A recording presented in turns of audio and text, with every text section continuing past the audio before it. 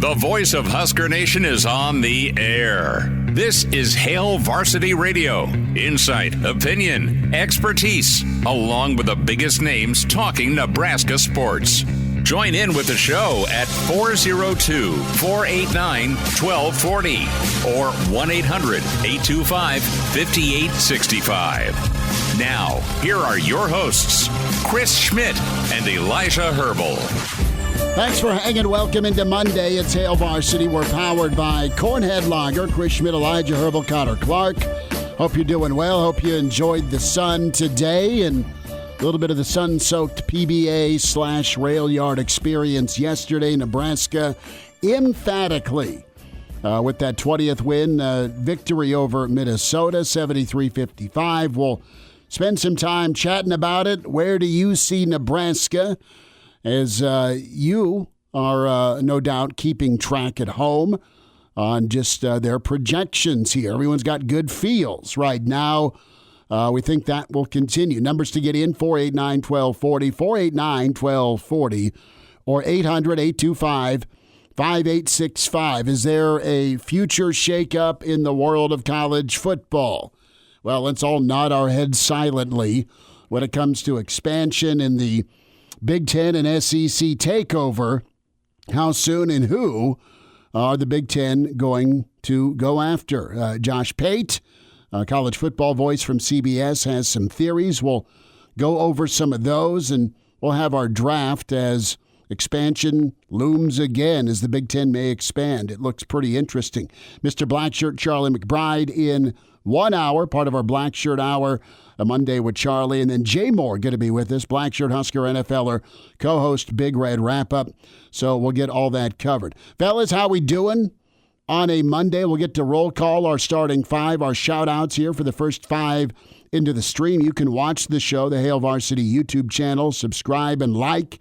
Tell a friend about the channel there. Different social media platforms on our different affiliates that carry Hail Varsity Radio on the Hail Varsity Radio Network. And follow, as always, the Hail Varsity Radio Twitter feed at HVarsity Radio. Herbal Essence is Elijah's Twitter handle at C_Clark_27.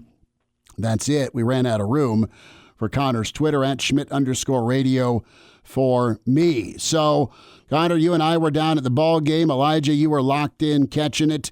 I'm sure you were enjoying the sunshine. You had the grill going. No grill going, unfortunately. And the pickup soccer fell through. We had we had a rash of injuries this weekend, which seems suspicious. That's so shocking in soccer. Well, somebody got looked at wrong, and oh no, it's time to fall like a sniper on the tower. We had a bruised heel, quote unquote, a sore rotator cuff, quote unquote. I'm like, you don't even use your arms in soccer. What does a rotator cuff have to do with anything? But that fell through. That was frustrating. We made the most of our Sunday anyway, and got to see Husker basketball with an impressive performance. That's a win. Pickup soccer falling through. Yeah, what a joke. Like, no offense to my friends. Staying silent. But are you a rotator cuff, Jacob? Are you serious, bud? Are you serious? You're going to pull that one on me? I didn't know soccer was that physical, Connor. I mean, I'm sure like most soccer dudes could whoop me, but the whole pickup thing. I mean, I don't know. You're muted, Big Cat. There we go. Connor cussed before hopping in there. I saw. I was reading lips. Yeah. Let me make sure this thing is muted. My whole joke with soccer is that it's cross country with a ball. So I'm not buying the upper body injuries there either. So take it what you will, but hey, you're the one calling out names here. So I'm going to leave you do that. Bunch of Nancy's is what Brian says. Jacob, Sam, Corbin, if you're out there listening, I don't believe you one bit. No. We can move on now. Let's get our starting five. Mike checks in. He's number one. Patrick is in at number two. Brandon, who let that salvo fly, is in at three. Jeff at four. Tuck says, let's talk soccer, not. Brennan just misses the top five. Rank us already. So Brennan wants Nebraska in the AP or the coaches' top 25 for men's basketball. And Jeff also is right on. What a weekend for Husker athletics. Baseball and basketball both looking good. Eric checks in as well. Crew is back We got to hear about Crew's adventure to Mexico. Justin says hello. Patrick is in. And, the football slam dunk contest even made local news where Patrick's located in Indianapolis. That's pretty awesome. So we'll take more of your comments, your thoughts on Nebraska. Drunk Monk says, what's up? Happy Monday, everybody. So away we go with Nebraska basketball. So I'll say this, as Elijah will get back to us. Connor, Nebraska has had moments where they're talented in Husker basketball lore when we talk about tournament teams. We've had moments where they've gotten hot, and I thought that the team in 2014 with Pettaway and Walt and Cope were they got real hot. I mean, they won it. Cope might have been a few years back, but you get what I'm saying. They won it at Michigan State. They won the no-sit Sunday showdown against Final Four team Wisconsin, and they got in as that 11 seed. They were real hot, and Tim Miles said at the time, I don't know if we're good or we're hot. Well, they were hot, and I think this team is good, and that's a sweet revelation on a Monday at 4:12.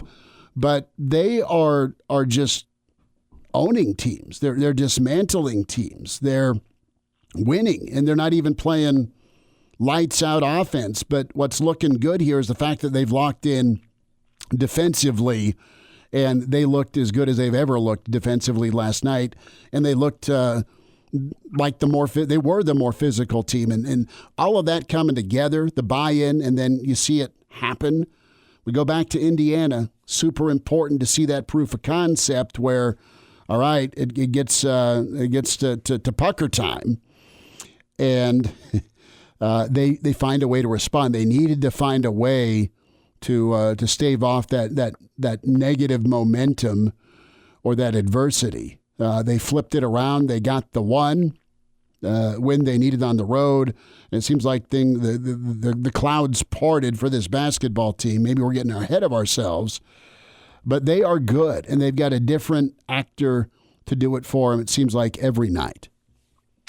They are good, and it's a mixture of things. And something that really stuck out to me, what Fred said in the post-game presser yesterday that you and I were at, and he said some weird things happened, and they still found a way to be up 8 at halftime. And when he says weird things, like not so good things happening offensively for Nebraska ball. I mean, I don't remember the exact number, but K-State and Rink were combined like 2 for 11 at one point in that first half, and they still found a way to almost be up double digits at the break. So you've had a couple of moments of that here lately. You go back to the Penn State game. Shots weren't falling then, but they still found a way to win by 19.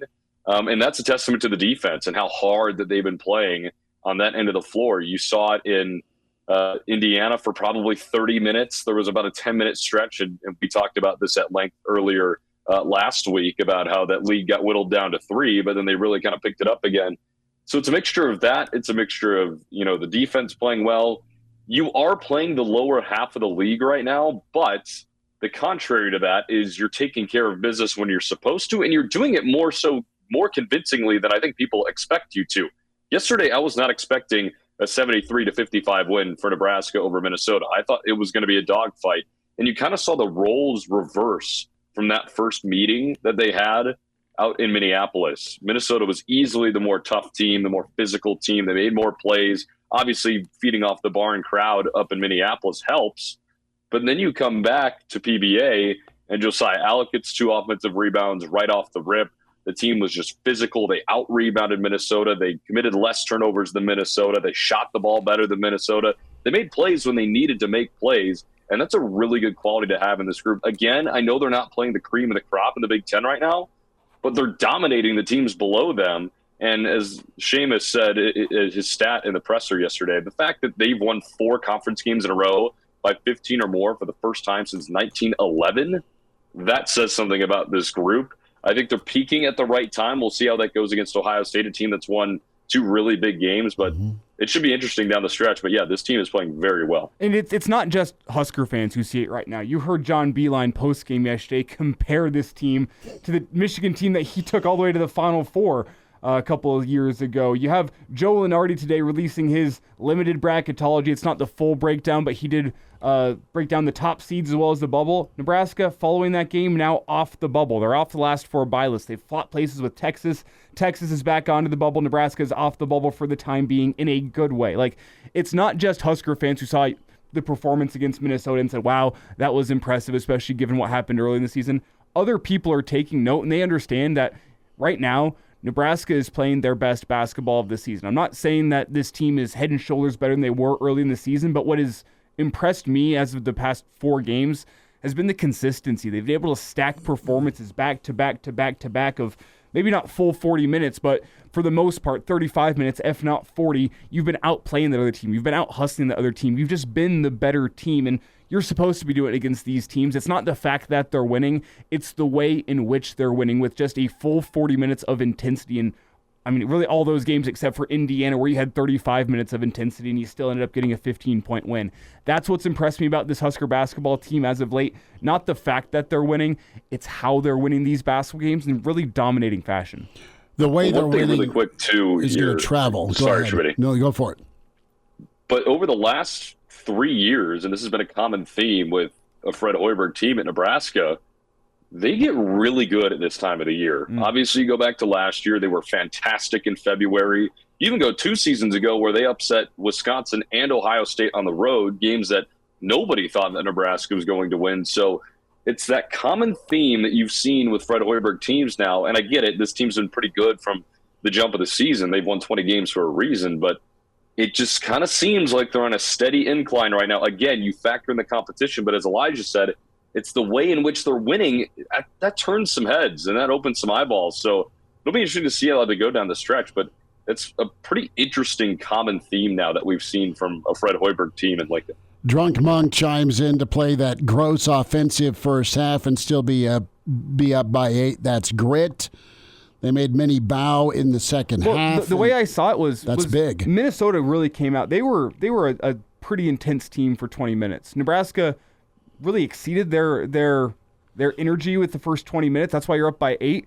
And then Minnesota waned late. Nebraska even turned it up another notch in the second half. That was the difference. That's what I'm saying with how they're winning these basketball games is Minnesota threw their best punch in the first half. Nebraska matched it, and Nebraska stayed standing. Nebraska kept on fighting. Minnesota didn't. That was the difference last night. And you saw it in Minneapolis where Nebraska threw the first punch. It was almost the opposite. Nebraska threw their best punch in the first half. They didn't play a full 40 minutes of basketball. Minnesota got some momentum going in the second half, and you saw how that team waned. Obviously, being in front of the home crowd, it's expected of you to go play a full 40 minutes of basketball, but Nebraska came out, weathered the storm early, weathered that intensity from Minnesota, knowing that they were playing for their NCAA tournament lives, and just went and outlasted them in the second half with that intensity. Ben Johnson nailed it in his post-game, desperate for March, his compliment to Fred and the crew last night.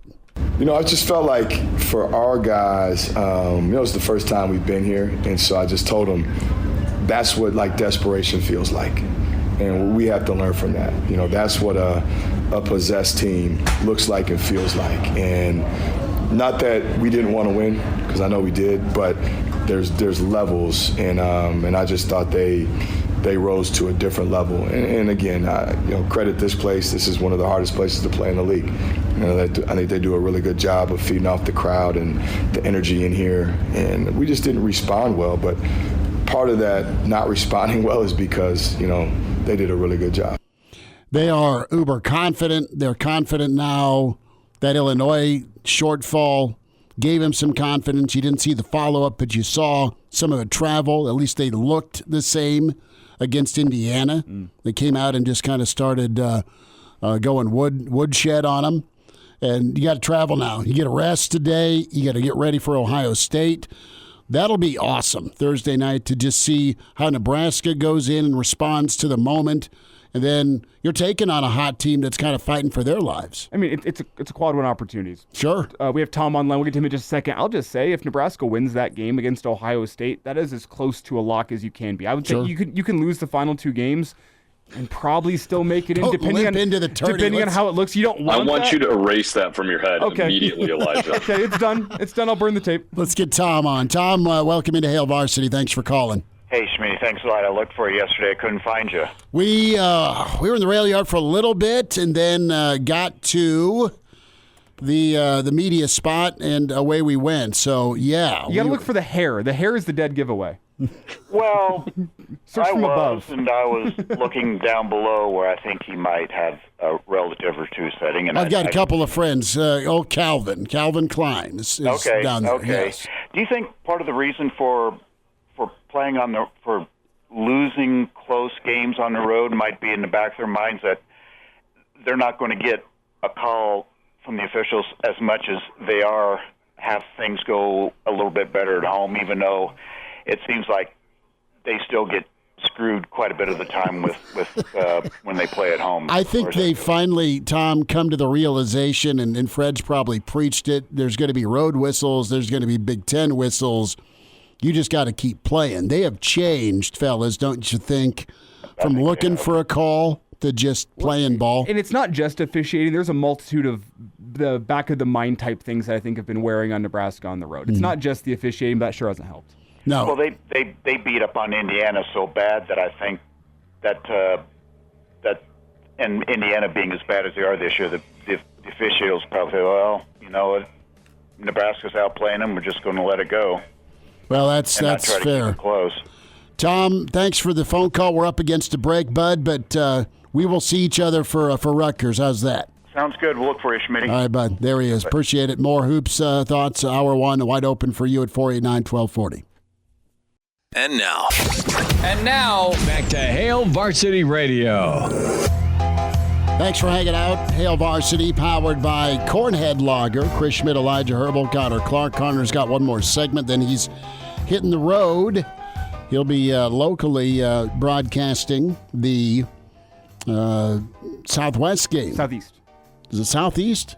Southeast and Creighton Prep. Southeastern Prep. I knew it was Prep. You head up to the Cage, and that's an incredible environment to be never doing a been. game. Oh, you're going to love it, I'm dude. excited. Oh, yeah, no, the birdcage is a good time. It's phenomenal. Also, you should be Well, thank you for noted- telling me that. And thank you for telling me that. Now I know to call it that on the air. So I'm still a rookie, I feel like, in Nebraska high school sports. So You're all right. I need some teaching. Another piece of information for you here. Tay Moore becomes a 1,000-point scorer for Lincoln Southeast over the weekend in their district game. I believe the fourth Lincoln Southeast night in history, I believe, was the stat I saw. I'm not sure if you pulled that for your pregame coverage, but we're just doing all your work for you. Just ask a night. Yeah. Well, let's get the lowdown here on Nebraska's resume and some reaction here from the talking heads as well as some of the coaches. You know, Nebraska right now at 20-8, 4-6 Q1, quad 1, 3-2 quad 2. That best win is the Purdue victory. And what do you guys think the worst loss is? Because let's play committee here for a minute, okay? Let's throw on a tweed jacket, sip some I would say white wine, and have a slice of cheese, and say, okay, to me, I say it's Maryland. I know rankings say it's Rutgers. Rutgers is a mother to deal with But on the road. and at least it was overtime. Like Yeah. in the Rutgers game, like you had opportunities Juan. to win. Maryland went and just scrubbed the floor with you. Yeah, they just beat the hell out of you. To me, it's between Maryland or maybe Iowa. And Iowa is a bubble team in their own right, but they also beat you by 25, something like that. Yeah, but here's the thing that's so screwed up about Nebraska. If you want to just go woulda, coulda, shoulda, because we're good at that. I mean, they were up 10 the first 5 minutes at Maryland. They were up 15 against Minnesota. They were up 12 twice in the second half, even without Gary when he went out. They were still up. So this team we're talking about that's now 10-7 in the Big Ten and at 20-8, if maybe you have a hard lesson against Rutgers or Iowa, right? After a big win, couple of big wins, but you have your Indiana moment earlier in the season. We're not talking about where they're projected right now. And the net, the KenPom, the KPI, the SOR, and the BPI all have Nebraska with some thumbs up, 41, 34, 28, 27, 37. Bracket Matrix has Nebraska in 100 out of 100 brackets. You have Team Rankings has Nebraska at a 91% chance. And then Ranktology has Nebraska as an 87% at-large team right now. What's the percentage of getting an automatic qualifier, though? I have not done that research. I am, brother. If that happens, I will scorn not going to Indy for round 3 of shrimp cocktail sauce. So Lenardi and Palm and Katz and DeCourcy all have Nebraska in that higher seed number, 2 10s and 3 10s and a 9. But we all love Lenardi putting Nebraska as a 10 seed against Florida in Omaha. You want to talk about no chance of paying less than a G to get in to see that game? That'd be cool. Can I provide a hot take to that? Please. Worst loss of the year? Sure. I think I go with Maryland because, again, as Elijah said, just the way in which they beat you. You started that game well, but you knew that three-point shooting wasn't going to be as sustainable. Rutgers is in that conversation. Iowa's in that conversation. But what if I said Creighton? Because they mopped the floor with you in your building. I know it was early in the year. Creighton's a 4 seed. Basketball team. Creighton's a 4 seed. They've beaten Alabama. It's a rivalry. They didn't shoot great that night, but they shot well enough. But they beat you by 30. No, I know. At home. 29. Big difference. Oh, my bad. Let's just meet in the middle. They covered. Okay. Yes. Yeah. So the score that shall not be recited, but I think the worst A kicking is Creighton, okay, but there was kind of a chance that was going to happen. Sorry, not by 30. There was, and that might be the loss that might bother Husker fans the most. But again, it's a hot take. I don't think that's their worst loss. I go Maryland all day, but it's just kind of something to think about because of just the way in which they lost at home too. You add that on top of it, considering they have not lost since in that building. To me, their only loss. Well, don't say that yet. Don't say that yet. At home? Yeah. Dude. Don't say that yet. There's no... listen. You went from the guy who said there's a lot went on Thursday. I told you this. Yeah, we're just cursing Nebraska here. No, we're taking all the arrows. They're a lock if they beat Ohio State. They're not going to lose another game at home. We're just absolutely someone knock on some wood. Are you ready to cross over that line and say, okay, they're in. You're confident. You're comfortable. It would take the most Nebraska-esque meltdown, something that you couldn't imagine or have foreseen ever, and you've been through a lot as a Nebraska basketball fan. You've seen a lot. You've endured a lot. To go sideways after, and listen, it's not the end-all, be-all beating Minnesota. It's not the end-all, be-all whacking Penn State. But, again, the way they're doing it, and they're not even playing great ball. Think if they get their studs back and Kisei goes on a heater. Wiltshire's hot the same day. I mean, they could do some damage if they're hitting their shots, actually. Right now, they're winning with hustle plays. They're being gritty, and you love it. That's what Nebraska fans are excited about. They're giving themselves the opportunity. But listen, I want to see what they do against Ohio State, not to make my decision, but I want to see them rise to that moment against a team that is just playing out of their mind and playing free because they whacked their coach. That's weird. Usually you get your one-win bounce after you whack a coach.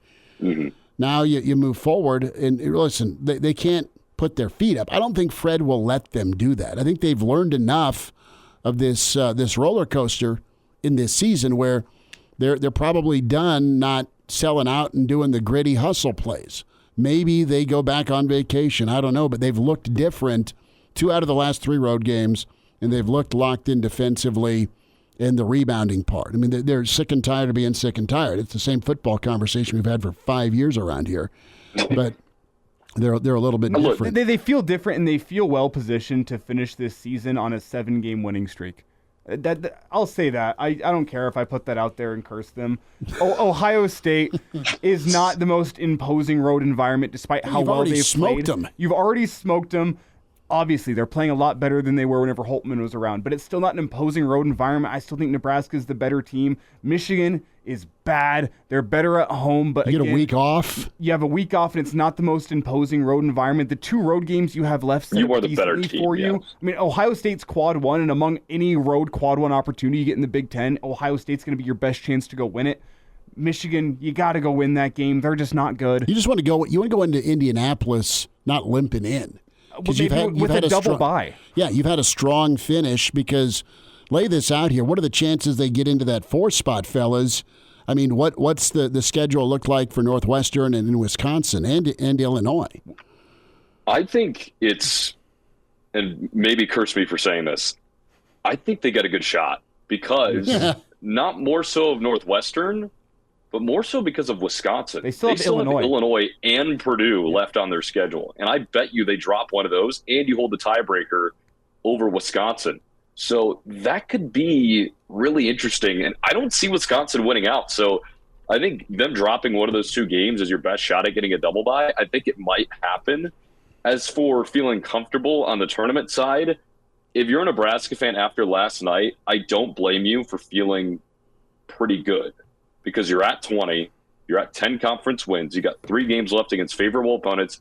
If you beat Ohio State on the road convincingly on top of that, I think you feel even better. Well, and that's where I'm going to put it. I'm not going to say lock because I know that's a curse word right now, but I think you feel really good if you win at Ohio State, and I think you feel pretty good right now. Well, and Connor, you laid out the schedule for Wisconsin down the stretch. Not great for them. Northwestern's got a tough finish to the season. Well, it's Iowa, Michigan State, and Minnesota, which on its face you go, okay, they could win out. But it's on the road against Iowa, on the road against Michigan State, and then a home game against Minnesota. 2-1 wouldn't surprise me there. 1-2 wouldn't surprise me there. 3-0 would be the most surprising result to me out of what Northwestern could potentially do down the stretch. And if Nebraska wins out and Northwestern's 2-1, you have the exact same standing in conference. And then what's the tiebreaker, Connor? Do you know? It's got something to do with the best win of the year. I don't know who would have the tiebreaker in that scenario. Nebraska, because they've beaten Wisconsin, and Northwestern has not beaten Wisconsin. Yeah, so I would say that, yeah. All right, well, Beeline.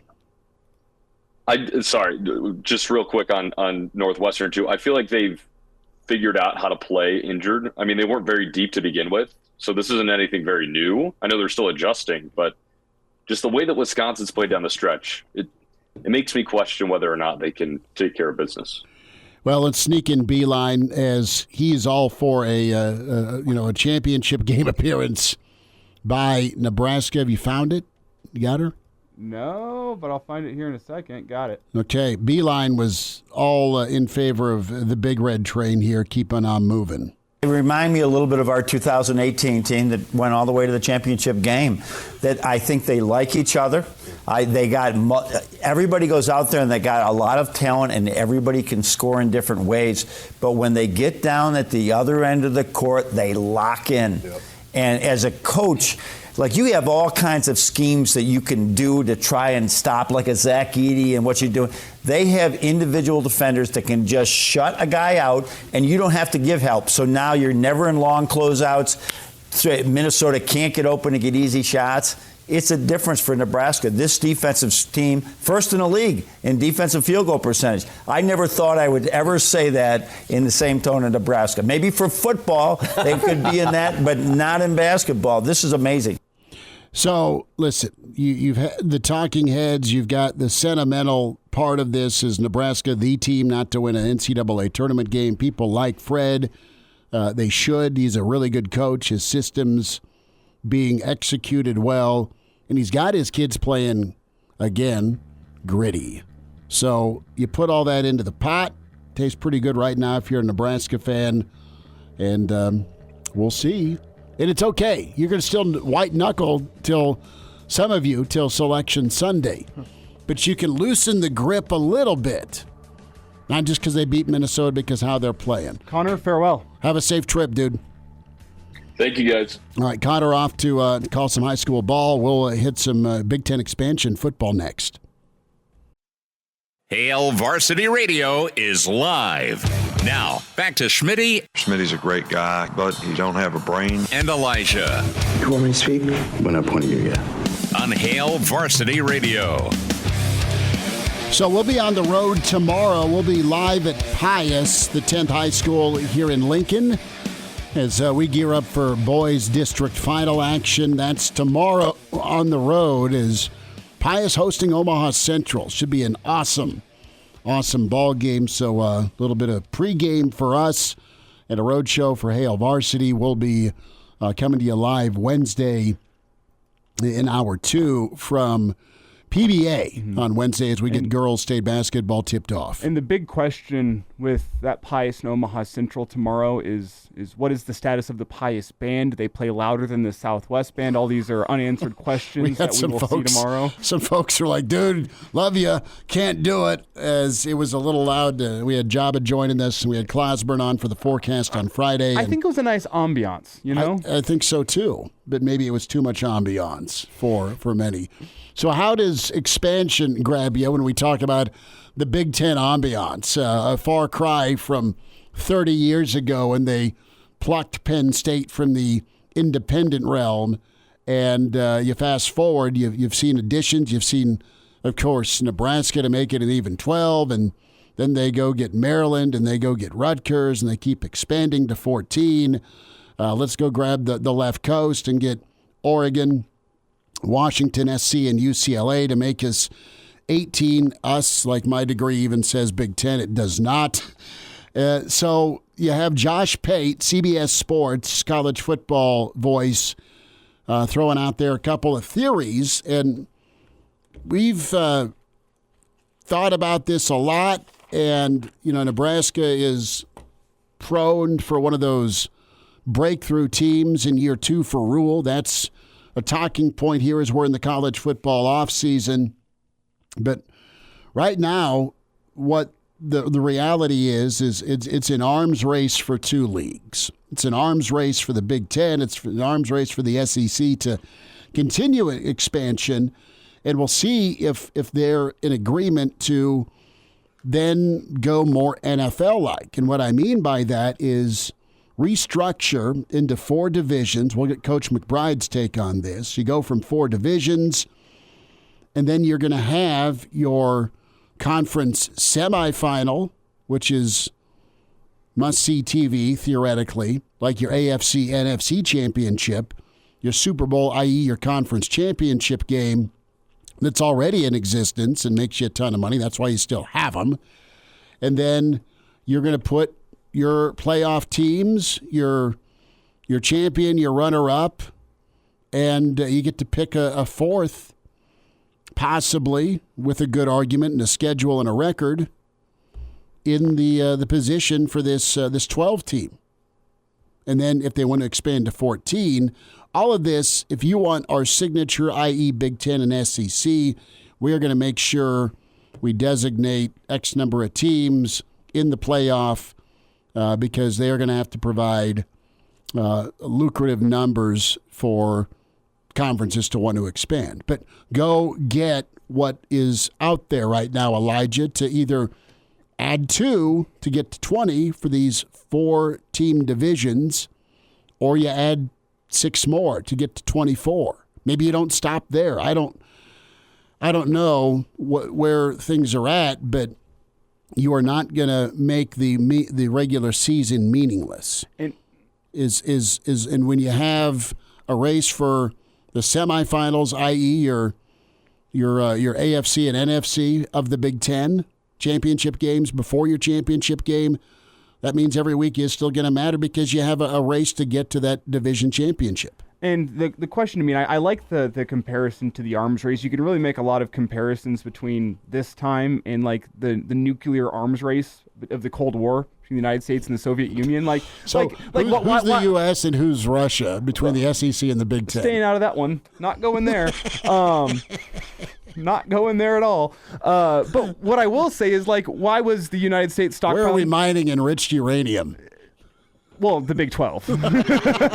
Clearly. The Pac-12 as well, the former Pac-12. But their stocks have been depleted, so you got to find new areas of uranium. But you look at it, and why was the United States stockpiling nuclear weapons in the Cold War? Well, because the other guy was doing it. The Soviet Union's doing it, and you can't get left in the dust. And it's kind of feels like the same story. Why is the Big Ten stockpiling expanding? Well, because the SEC is going to continue to expand, and their TV rights is going to be worth more. They're going to become the dominant conference, so we have to add teams so we don't get left in the dust. The difference being, and this is a major difference, there is an end game to the nuclear arms race.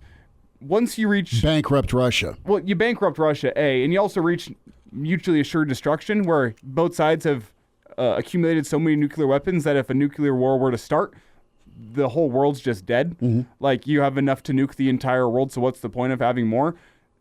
Do you reach that point in the college football arms race? I don't think you do. I don't think you do, because it comes into positioning. Not only do you have the Ohio States, the Michigans, you have the reigning national champ.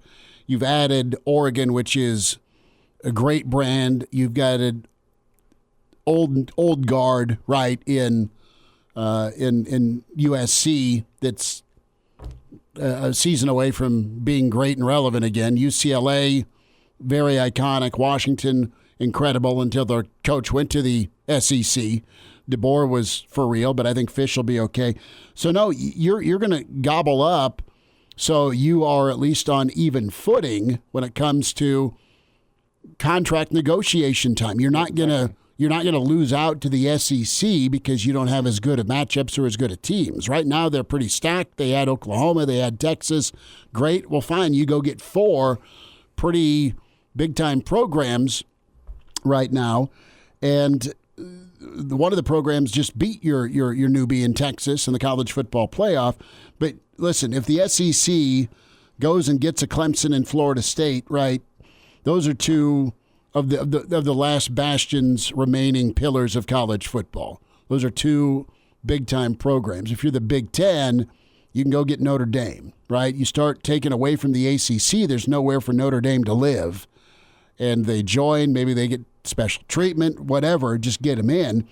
But from a regional standpoint, what's going to go make you say wow from a matchup, making that regular season big? You're still going to get your Nebraska Wisconsins, your Nebraska Iowas. You add Notre Dame into this mix with all of the other iconic helmet games you've already got listed. Wow. I mean, and quite honestly, it's the schedule Notre Dame's played a lot of anyway. I like the Duke, the North Carolina, the Jordan brand. Get me Carolina. Go take who you want from the SEC. Let Florida State and Clemson, more of an SEC fit academically. Go that route. Go get me Notre Dame. Go get me Carolina. Go get me Virginia. Get me Kansas. Get me Colorado. Well, and put some of the old Big 8 back together. That's what I was going to say. Are we going to reach a point where we get so far down the line here that it's a return to tradition where you go, we're going to go 8-team divisions in the Big Ten. You have to go win your 8-team division to go make it into the Big Ten playoff, if you will. And those 8 teams, Oklahoma, Nebraska, Kansas State, Missouri, Iowa State.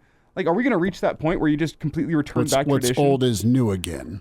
But instead of it being its own conference, now it's a division within the Big Ten? Just do that. Get me, and what you could do is you have your 6-team division, your NFC North.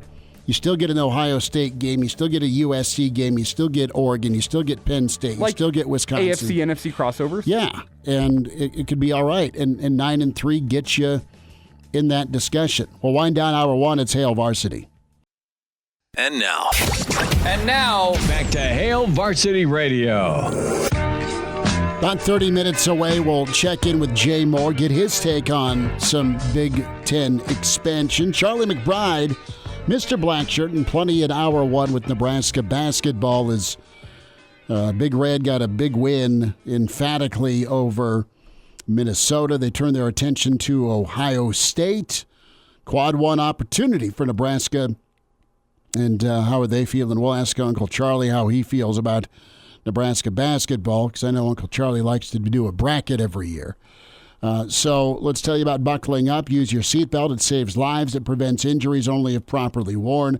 Make it click. A message from the NDOT Highway Safety Office. Brandon checks in. Always has some good thoughts in the stream. We'll get to your stream comments as always. Hail Varsity YouTube channel. Subscribe and like and check that out. He says, I think FSU, I forgot Miami, and I had them written down, but Miami's right there as well. If you're talking about adding them either with the SEC or the Big Ten, and maybe Florida State and Florida don't want a third wheel from the state of Florida. There's always that territorial issue, which is what took Texas probably so long, aside from ruling the roost in the Big 12 to join the SEC. But, A&M wasn't happy about it. They jumped to get away from Texas. But Florida State, Miami, Clemson, Notre Dame, Syracuse, Georgia Tech, I mean, you go after who you want if you're the SEC and the Big 10 out of the Big 12 and the ACC. I mean, they're not long for this world. I mean, you're going to accumulate as many marquee brands for helmet games that you want to watch in the regular season that, oh, by the way, determine your conference semifinal and conference championship that gets you that path to the playoff. I mean, there's your connect the dots. I mean, if you're picking 6, and what Brennan chimes in here with a great idea, we're going to do this. Hail Varsity Radio group bracket with listeners and hosts. We will get everybody in. We'll get it link up on Twitter. I'll have it up on my Twitter. Schmitty have it on his, as well as probably your Facebook. I am not on the Facebook as it stands. It's fine. I do apologize. Instagram. I'm on Instagram, and I suck at it, but I'm trying. Yeah, don't even bother following me on Instagram. There's nothing worthwhile there. I post once a year. You're not going to get anything there. But I did see I have 90 notifications on Facebook, and I just have not been logged into Facebook. So if you have sent me a friend request or something on Facebook, I apologize. I haven't seen it. Don't take it personally. But I digress. We will get to a Hail Varsity Radio bracket. Listeners, hosts. We'll even get some guests in. Try to get Jay, maybe Charlie. That'd be a lot of fun. I want Markowski's picks. Yes. I want Uncle Andy's. We'll get everybody. I'm not sure what the prize is. Maybe it's this mug. Texas mug. You can take a shot with us. Bribing them with alcohol. Crew, we would go to jail because gambling is illegal at Bushwood. $100 buy-in. That would be sweet. You got to run that by the bosses, though. Yeah, I want as many listeners in as possible. I don't want money to be the object of this. I want pride and bragging rights to be the main thing. That's fine. Maybe to $10. I don't want to handle the money. That sounds like a can of worms. I am not a treasurer. Love the idea. We could go to Coors Field with you this summer. We are just putting a tour together. But back to my point. Pack the golf clubs. Is the 6 Notre Dame, Duke, North Carolina, Stanford, Iowa State, Kansas? Is that your 6? I don't want to. No, give me Colorado. Colorado over Iowa State? Over Iowa State. Give me Carolina, Duke, Notre Dame. Give me Miami. Give me absolutely Miami as a choice over Stanford. Coach McBride's next on Hail Varsity. The voice of Husker Nation is on the air. This is Hail Varsity Radio. Insight, opinion, expertise, along with the biggest names talking Nebraska sports. Join in with the show at 402-489-1240 or 1-800-825-5865. Now, here are your hosts, Chris Schmidt and Elijah Herbal. Great to have you back in. It's Hour 2. It's Hail Varsity. We're powered by Cornhead Lager. Chris Schmidt, Elijah Herbal. Carter Clark off to do District Boys Final Action here locally. That'll follow us here in Lincoln at 6. Great to be with everyone. Hope you had a wonderful weekend as we get going Hour 2. And it's that time. It's the Black Shirt Hour. We get going with Mr. Black Shirt, Charlie McBride. A Monday with Charlie. Jay Moore going to be with us here in about 25 minutes. I just realized I missed the Charlie intro, didn't I? We're okay. Coach, how are you? Thanks for joining us today. Well, I'm doing good. I'm nice and warm, and, it's like Lincoln, only it's not quite as warm, but it's good. 80 degrees here, Coach. 80 degrees. We're going to get punched in the face a little bit by some, dare I say, 40s in February, and we'll get back to the 70s for March. That's good. It's crazy. People are putting their docks in actually here, which is unheard of. I mean, if it freezes, they're going to be in big trouble. But they got a lot of them. They got guys out now, right now, working late and putting some docks in, and so we'll see what happens. But for February, this is unheard of, unbelievable. What's more risky, putting your docks in at the lake or thinking Nebraska basketball's in the NCAA tournament? Oh, I don't know. I feel I can just see what's going on there. They're probably walking on pins and needles and trying to get ready to play and doing. Their minds are going in 50 different directions right now because. If it wasn't such a big thing, at Nebraska to be able to do that, some schools goes all the time and they just do it, and and some don't. But it's going to work out. Well, I think right now, I've been the most, I'd say the word's cautious about things maybe coming up short, and it's not anything against the coaches or the players. It's nothing they've done either. It's just the program itself has a tend to rip your heart out from time to time, and there's a lot of Nebraska basketball fans, but this team feels a little bit different. Fred has a history of having them play their best basketball this time of year. So I got a second question for you. We had a listener, Brandon, suggest that we do a show bracket, and we do that, and we love having you be on the show. Would you fill out a bracket with us this year? Yeah, if I get the bracket, I have. Usually, I'm right. I love that. Like, do you have a family? I've done the first week. Okay, I was going to say. Yeah, I was going to say you and just you doing well in the bracket. Yeah, challenge. everyone else uses it to just shred and recycle. So you got to figure out who's going to where. You got to figure out where all the ones that are supposed to win don't win. That's what you have to figure out. Well, so. That's the part that separates the thing and all. It's crazy. Did I ever tell you 2 years ago I lost in a bracket challenge to my 4-year-old cousin who picked the team based on logos? Logo and color? Yeah, and, that happens. And beat me bad. Yeah, I mean, whatever your method is fine. Just so you can they say the worst thing is they don't ever ask a football coach, how to take, to bet on games or how should I bet on games, because they're never right. I mean, and so I assume the same thing is with basketball. If you ask a basketball coach what they think, you might as well forget it and go your own way, and you'll probably be better off. Charlie McBride's with us, Hail Varsity Radio. Coach, it was pretty fun to watch yesterday at halftime. We were at the game, and there was 5 Huskers that had a dunk contest at halftime, and the crowd cheered to signify who was the slam dunk winner. And it was super impressive with, you had the quarterback, Harburg, of course. You had, help me out here, Elijah. I had Fedoni. Fedoni, the tight end. Kai Wallen, the defensive end. Wallen, your defensive lineman. Emmett Johnson, the running back. Johnson, the back, and then Charles, the eventual winner. Yeah, Charles was looking like he was doing an NBA. Jeremiah Charles? Yeah. I actually saw it on the internet, some of it.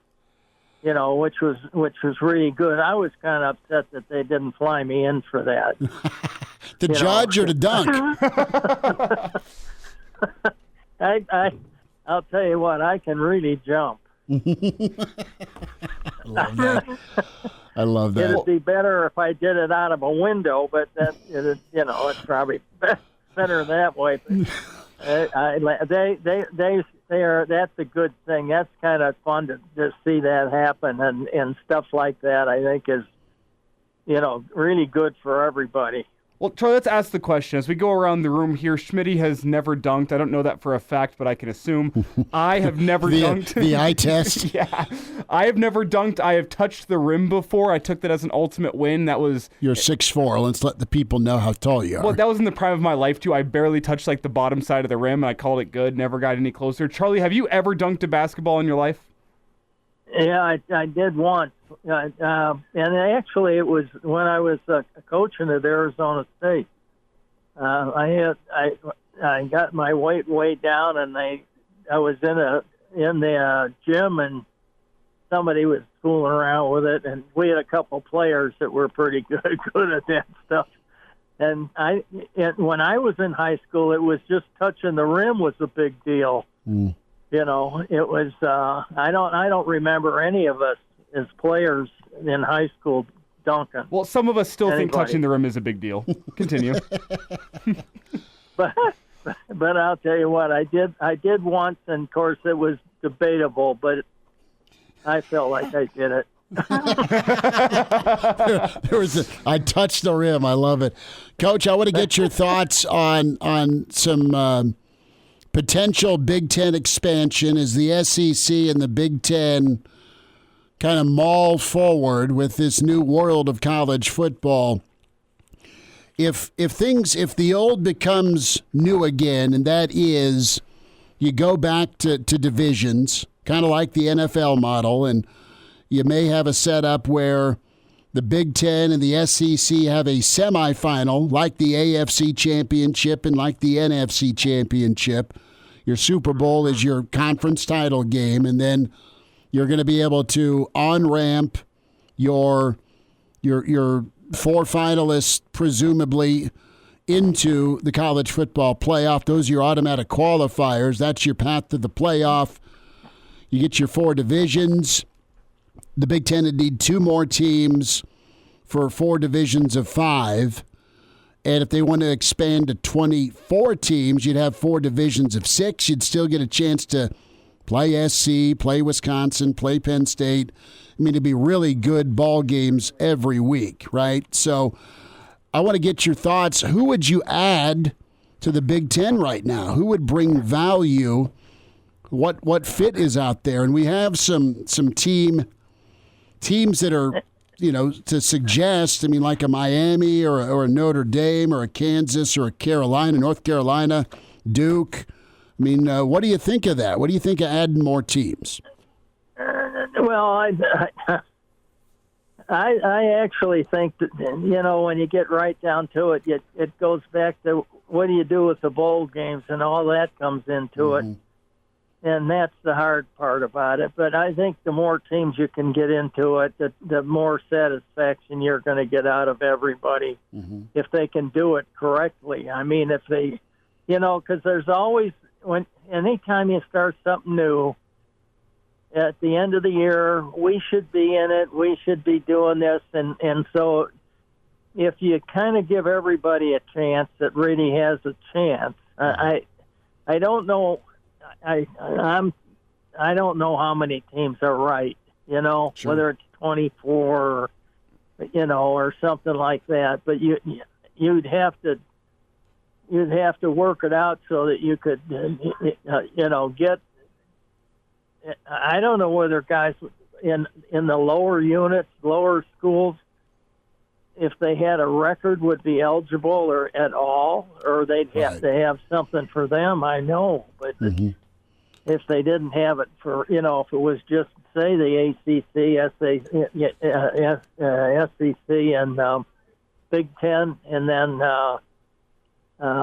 ACC, and I guess, you'd have, I'll tell you who you don't want to play. You don't want to play the Air Force Academy. Sure. Because you go back to the same thing that got people in trouble before with just option teams. And when they play Georgia Tech at the end and put the screws to them and, things like that. Because teams that don't realize that if you don't work against that stuff, you're in trouble. Yeah. Because they know the option game. So you got some teams that could go further than you think. in something like that. But myself, I would start out really simple. I mean, like with the SEC and the ACC, maybe, and the Big Ten, or even if you just started with the Big Ten and the SEC, that would cause a wreck in the rest of the world. But that's life in a big city. That's where it's going. I mean, I think of Kansas and Colorado and Notre Dame and North Carolina, maybe Duke. Right. I mean, those all seem like academic fits and of course, really nice brand fits. And maybe Miami for good measure so they can come up to Lincoln in February. You take the independents for sure, right? I mean, I think, you'd go that way. I got a question. Did the Air Force go independent finally? Eventually, they talked about it. I can't remember if they did or not last year. I think they're still in the Mountain West. Okay. Yeah. I wasn't sure, but you hear things out of there every once in a while that they're either going into a conference or they're going another conference or they're going to go independent. And, a lot of those in the old days, I think Army, Navy used to be pretty much independent along with Penn State and so on and Notre Dame. And so they all played each other and, kind of, it was more open, I think, a little bit with less conference people, sure. Even look at the Big Ten was the Big Ten. Now it's the Big 14 or whatever, 18, I guess now. So it's crazy. Maybe soon to be the two Big 24s. Yeah, I mean, it's going to be about 40. They both go to 24, Coach. There's your 48 schools. Yeah, well, what's that, half? And then I don't know how they do it. I really don't. If you get these darn committees, and there's always, nobody can be straight. You can always see that so-and-so would, it got a little ugly, I think, at times in those committee meetings because of the partialism that was thrown around in those things. And that I think they got some of the coaches out of there and so on and so forth. But athletic directors are no different than coaches. Sure. They need the money. They're looking for the money more than the coaches are. I bet. Got to get the conference funded and your teams in your league funded. Coach, what's your week look like? Are you getting you having any visitors as we wind down? Are you doing any grilling? No, not yet. No, I'm waiting to hear from Jared. I got some stuff here to do at the house that that he's going to help me with, and some moving some furniture and some things where we're going to have to move them between rooms and stuff. So he's going to come when he can. But the weather been so nice that probably it's really been that working that farm is tough duty. I mean, and taking care of those two kids. See, his wife has an independent business, and she's completely in a different world every day, and he's with the farm and the boys, two boys. He's got two boys in school, so he has to pick them up and take them and so forth. So it's and feed all the animals and all that stuff, plus run around and do things that you do on a farm, and so it's hard for him to get away. It's not very far. It's an hour and a half, 2 hours at the most. Well, that'll be good to have him in. But that's what I was hoping he was coming this week. Otherwise, we're just going to hang out and do what we can here. Well, good. Coach, we'll check in next Monday. Thank you for the time today. Okay, guys. If you can get that stuff straightened out, let me know, will you? Will do. You take care. Okay, thanks. Bye. All-State, 2-year starter, and rush in for the Big Red and NFL vet. Is Dudeness or Duder or, El Duderino if you're not into the whole brevity thing. It's Blackshirt Jay Moore with Hail Varsity Radio. Back into it, Hour 2. It's Hail Varsity, powered by Cornhead Lager. Chris Schmidt, Elijah Herbal. We welcome in Blackshirt Husker NFLer Jay Moore, co-host Big Red Wrap-Up at Jay Moore 44. Jay, how was the weekend? Good to spend time. Thanks for jumping in. You bet. The weekend was great. Laid low a little bit on Saturday, which is nice for once, but took advantage of the weather, played a little golf yesterday afternoon, and had a couple nice cold beers afterwards and watching Nebraska win, yesterday evening. So I'd say that was a top 10 weekend. There were a lot of folks I checked in with, hey, are you going down? Because I think a lot of eastern Nebraska was in the rail yard before the game with the weather. And there were pals that wanted to get out, and some did get out to golf. Some were fired up to grill, and they were going to watch at home. And then the rest of the state was was down at PBA, and just a magical season for Fred and company. That win number 20 right now they're in, and Elijah and I were talking about this in hour one along with Connor about Nebraska and where they're at. They're in right now, which is. By about all projections say they're in right now, but is there still a little worry in the back of your mind about Nebraska screwing this up? Oh, there is, for sure, just because of previous performances earlier this year. And, granted, some of these performances were in December, but I still think that, that Maryland loss was such a bad one, and the performance at Northwestern. They just kind of seem to get in these kind of lulls where they're just not hitting on all cylinders. Now, I will say, up until that last Northwestern loss, they didn't get one of those week-long, those week offs that everyone had experienced. So, and you're coming off against, a lot of overtime performances, and you had the one against Wisconsin, you had the one against Illinois. So I understand every situation and the dynamics that goes into it. But yeah, I think you have to be a little wary just because we've seen it so many times. You've been so close so many years, and you have made the tournament in years past. You can't get it done. So I love where they're at. I love where they're playing. I love their mentality. I love the toughness that they're playing with. I love the fact that things didn't go off, get off to a great start against Minnesota last night. They just battled and fought. And that was a game where the refs kind of let them play a little bit for once. And it was kind of fun to watch, the physicality of it all. And, they got into a fist fight last night and came out on top. And Minnesota is a very physical, athletic team.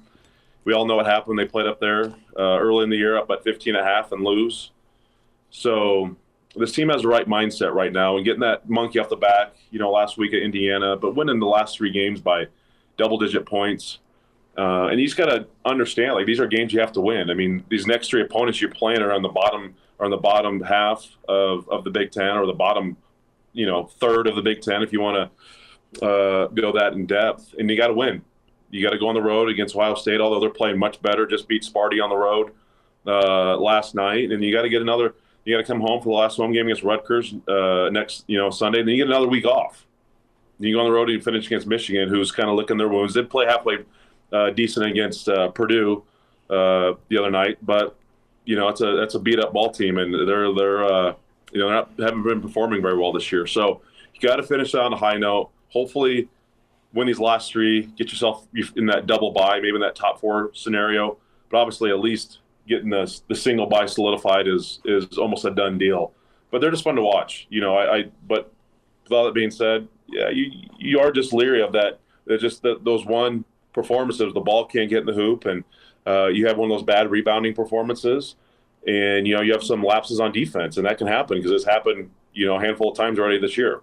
Well, Jay, when you mention those lapses, I think the one thing that's really stood out to me over the past 4 or 5 game stretch is that you've seen less and less of those lapses. That's what it kind of feels like this team is hitting their stride at the right time, because you've stacked 4 straight 40-minute performances. I guess Indiana's probably a 35-minute performance. It got a little hairy in the second half, but then you put the foot back to the metal, and you figured that one out. But that's what's been so impressive to me about this stretch is we've seen Nebraska play relentless 40-minute effort games before in the season, but it feels like the first time all season where they've been able to stack those types of performances one on top of another. And now we're at the point where what was the stat from Seamus? It's 4 straight 15-plus point performances in conference, which is the first time it's happened since 1911. Mm-hmm. So they're just kind of whacking teams they're supposed to whack. And Jay, you tell me this: they're not lucky, and they're not really. I mean, they're hot, but it was a different hot for No Sit Sunday in 2014, where they got real hot the last 10 games of the year. I think they're good. Do you agree with that? They are good. I think you just got here in the last couple of weeks. Coaches and guys on the Big Ten Network before and after the games, they've been kind of at a love fest with them. And Ben Johnson kind of said it last night after the games, like, that's a good basketball team, and they're playing possessed. Yeah. And you can see it there. I mean, their defense is on point. The physicality, they matched it. And the thing about this team right now, which is I don't know if people can appreciate that, it gets dispersed so evenly on who can score whatever night. You've seen CJ step up and get his buckets when he needs to. Casey had an off night, but then you have Jamarcus Lawrence steps up, and then you have Bryce Williams steps up, and it's just you had times where Josiah Alex steps up, and he's not normally a guy you lean on to score, but that Northwestern game just a few weeks ago at home, he kind of got things off in the right direction. So this is a team that obviously can get hot, and we know that. In case they can get hot at any minute and go on a stretch, and but it's just kind of fun to see everybody just has their roles and understand their roles, and they're okay if it's not their night, And I think that's a tip of the cap to Fred and their staff and the maturity of this team that I think will pay off well, because you can get some scenarios where you think you got to press. You think maybe Casey needs a press or whoever, but they don't. They like let's get it to the hot hand who's hot, and let's kind of do our thing and work. This is a very deep team as well. So no, I think they're executing, and their play right now is definitely at a much higher level. And they just got to keep going. They got to keep doing that. And they got to finish out this year strong, finish out the Big Ten strong, and hopefully find yourself in mid to late March at a great spot with a great seed and a great location that if it's in Omaha, fantastic, not somewhere nearby that fans can travel to and hopefully somehow, some way get your first tournament win in program history. It's Jay Moore with us here on Hail Varsity Radio. And Jay, the other storyline from last night, the Husker football dunk contest. What was your go-to whenever you were going up strong at the rim? Were you going tomahawk, 360 between the legs? I can see Jay going from the free throw line potentially. What was your go-to? Man, I appreciate you thinking I was that good of an athlete to be able to do all those things. You know what? My go-to was, throwing it off the backboard like Harburg does. That was a staple of mine. Doing the windmill. I think Kai Wallen did that. That was a good one. I don't know if there was no way I was trying to go from the free throw line. That was going to happen. Between the legs wasn't going to happen either. I could jump, but I didn't have that kind of bounce. That takes some special bounce. And it even looks better when it's, I'm 6'4", 6'5", but when Charles does it, that was impressive what he was able to accomplish last night. That was fun to watch, and Emmett Johnson trying to dunk over Matt Rule. He didn't get it completed, but the fact that Coach Rule comes out there and takes part in it was fun to see. I think every college halftime show should have their football team have a dunk contest. That just seems like that should be a staple at least once a month during the season, I would think. Well, I would even love some 3-on-3. Get those guys playing in a little tournament down the floor. Maybe Matt Rule won't like that because of the injury risk, but you already put him in a dunk contest. You already got it there. 3-point contest. Oh, yeah, nice work. 3-point contest to be. But have you ever seen the video of Joe Burrow in the 3-point contest? He did well, didn't he? Dude's a sniper. Yeah. He can shoot. I wonder who can shoot on the Husker basketball team. Or Husker football team, I should say. Excuse me. We know who can shoot on the Husker basketball team. CJ, Kisei, we're good. But, Jay, that's a nice, subtle display of athleticism and twitch, isn't it? The rule rolled out there when you got a defensive lineman, your defensive end going out there. The dunk contest, your incumbent quarterback out there, your running back in Emmett, and then Charles is a guy that folks are high on for the back seven. With your era, who were your top 3 basketball/dunkers that you played with? Who were some just freak show athletes? Oh my gosh, man! Because Sue loved playing hoops too, didn't he? Yeah, there was a lot of guys that they still played a lot of rec ball, or had even had a rec team. Golly, I think like the Bullocks twins. Sure. Could hoop and could jump out the gym. Who's a really good basketball player? Like Bo Ruud is a really good basketball player. He played well at Southeast, I think. Yeah, I mean, I played with Bo. After I was done playing football completely, him, myself, and Nate Swift and Adam Ickus, and we would play in a city rec league once or twice a night and have fun. Imagine rolling to city rec league and you got 4 former Huskers against you. Well, I mean, there's a reason. I mean, we did okay, but there's a reason we played football and not basketball, right? That's my favorite thing. I just played for the post game beers. That's what I played for. A little workout, and you go to a local establishment and have a couple pitchers, and you go home and get ready for work the next day.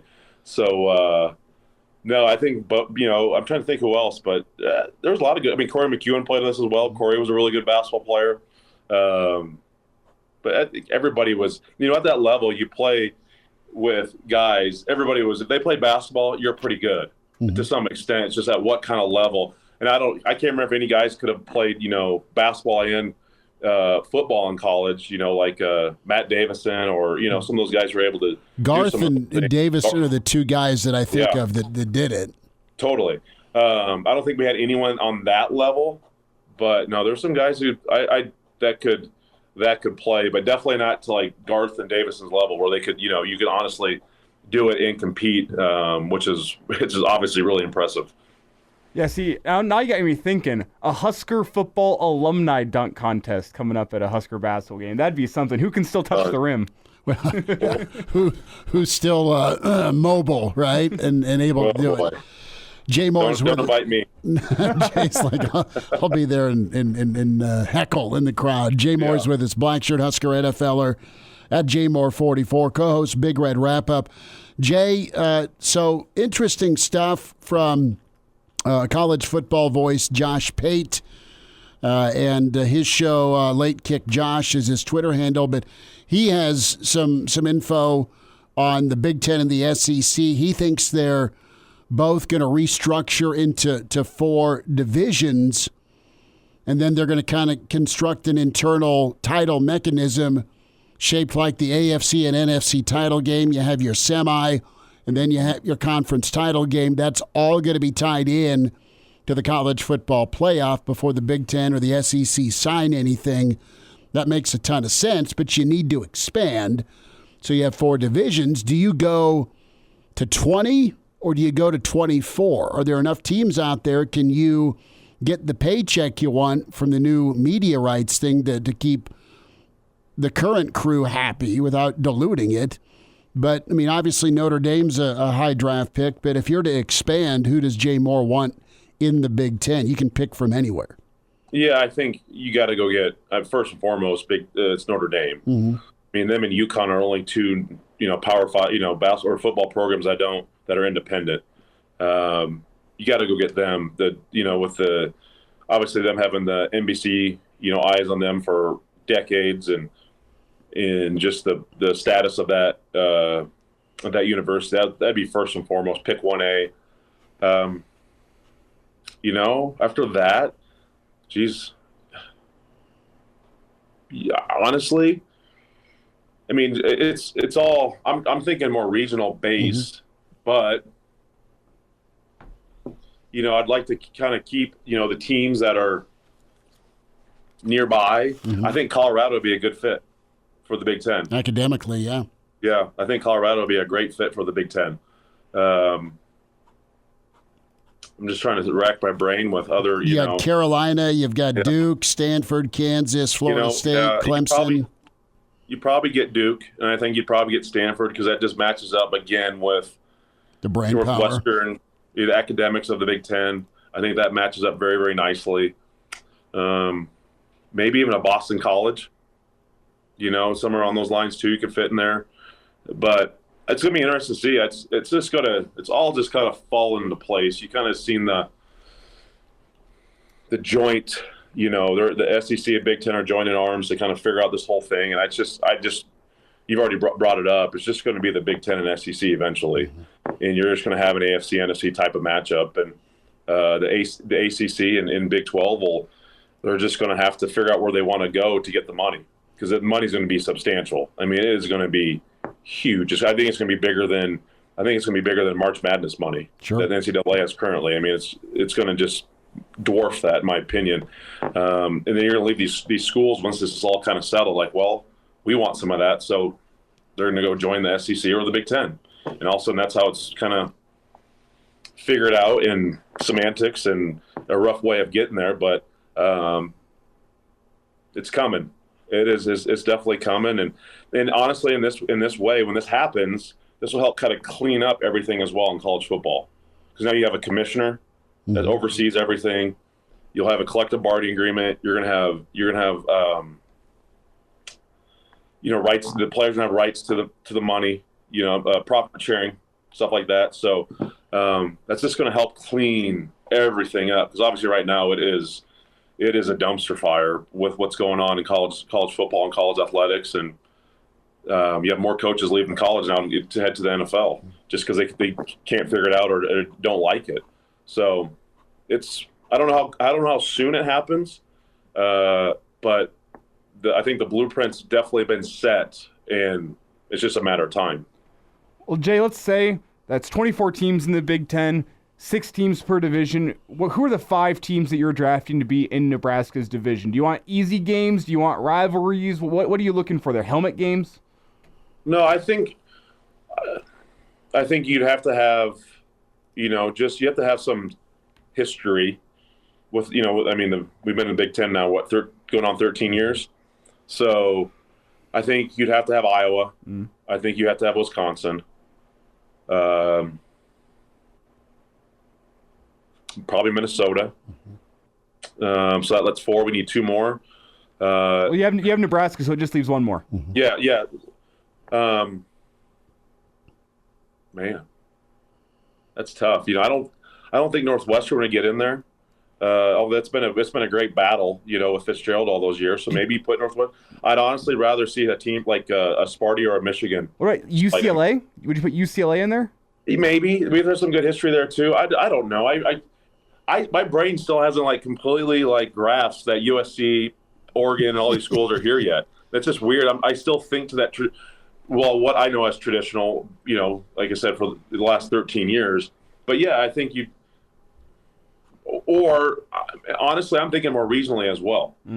I think just the best. And obviously, you keep those teams regionally, based on the West Coast. Those 4 teams. Obviously, if there's gonna be 5, you got to slide 1 more in there. And Nebraska's probably the furthest west team out of the other ones, so maybe you slide Nebraska over, and they're in that same division with USC, UCLA, Oregon, Washington. I mean, that would just be a murder's row situation. But there's gonna be a ton of options. There's gonna definitely be a ton of options to see, and but just I think Nebraska, if we're gonna set divisions, I think these kind of figure out the NFC North.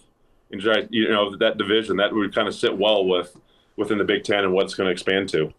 Go get me Carolina, Notre Dame. We said this earlier. Kansas, Virginia, Duke, Colorado as your is that 6? I think it's 6. Yeah. And that way you can put together your Kansas, your Colorado, your Nebraska, your Iowa, your Notre Dame, and maybe Stanford is another possibility where you can just kind of build your own division like it's your own who's who of your former conference. Right. And that's who the SEC goes and gets, right? You know, they're going to engulf Florida State, Clemson. You know, I think like Arizona State, those type of school. I think you go, you know, and obviously a few more of those ACC schools, Wake Forest. Yeah. You know, how does this thing all shake out? Because who's bringing me some value, right? That's the other part of it. Yeah, it's a fun topic, but it's a realistic topic because it's just a matter of time. Well, make sure it's in pencil, not ink, and we'll go back to the drawing board next time. Bird, you have a good week. Thanks for the time today. Yeah, thanks, guys. Good to spend time with Jay Moore, and you miss any part of the interviews or the show, real easy for you to get caught up on Hail Varsity Radio, Spotify, iTunes, Google Play. Download the podcast. Tell a buddy. Give us a review, good, bad, or ugly. We're here for it. Hail Varsity YouTube channel where you can watch the show daily and subscribe and like that at HVarsity Radio. Follow the radio Twitter handle for show updates and some thoughts as we're pretty loaded tomorrow. We'll check in with Mitch Sherman tomorrow from The Athletic. Excited to talk with Mitch. And then we'll head on down to SEC country. Garth Glissman going to be back with us. I love having Garth back on the radio. He's great. After an 8-year hiatus, that whole NBA thing. That whole major career advancement. Yeah, that whole NBA. But he's got an awesome spot in the commissioner's spot with the SEC. And now, back to Hail Varsity Radio. One final time, it's Hail Varsity, powered by Cornhead Lager, Chris Schmidt, Elijah Herbal. Thanks to Jay Moore and Black Shirt McBride for the Black Shirt Hour. So I dropped this on some of the social medias, my Twitter, @Schmidt_radio, and also Instagram and Facebook. So my wife and son, Junior and the bunny, were going to get me a birthday gift. And it's been a week and a half, and that's fine. Like, you know, I didn't ask him, is it what'd you get me and when's it getting here? Well, I thought they were going to order me a pair of Air Jordan 13 Retros. Those blue-gray ones I showed you, Elijah. They almost did. No. they got me Sterling the Bernedoodle. So I've posted a picture of Sterling the Bernedoodle. He's the third dog we have. We have Roz the Labradoodle, who's 80 pounds of what's the term I want to use? Fluff. Love? Yes. Tons of fun. Okay. She's a big gal. Gertie the German Shepherd is insane, but we love her. She's insane in a good way. Just always on point. And then Sterling, who comes from Kentucky, and he's now a member. So the feedback has been great, but I thought I was getting Air Jordans that I asked you. Is like, I'm too old to wear these, probably.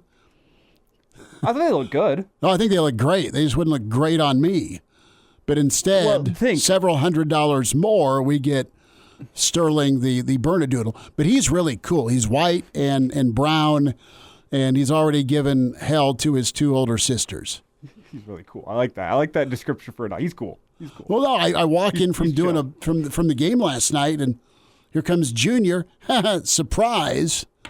You get a third dog. But that's whatever. I'm still in shock. She pulled the trigger on another dog. That sounded bad. You thought you were going to... Sorry. Let me backtrack.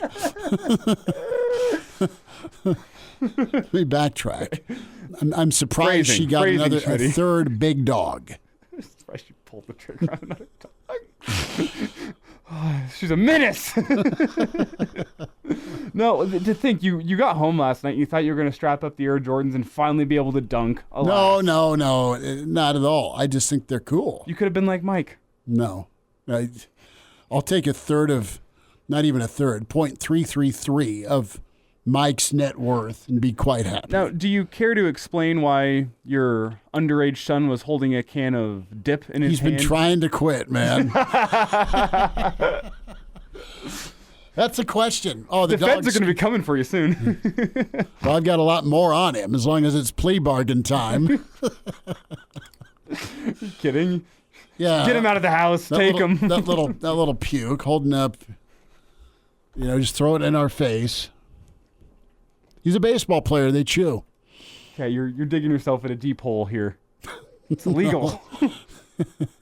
Oh, I'm sure he's got documentation that claims he's legal. I mean, the kid You're is... just going worse and worse here. The kid's 17 going on 25. You just took him from misdemeanor to felony, Schmitty. Well, I mean, and let's just not kid ourselves. He's probably got a Ponzi scheme going somewhere. If he did, respect. We'll go visit him in Club Fed. Don't break the law, kids. Tomorrow, we're back at you at 4 o'clock. Hail Varsity. We're powered by Cornhead Lager. Thanks so much for tuning in. Talk to you next time.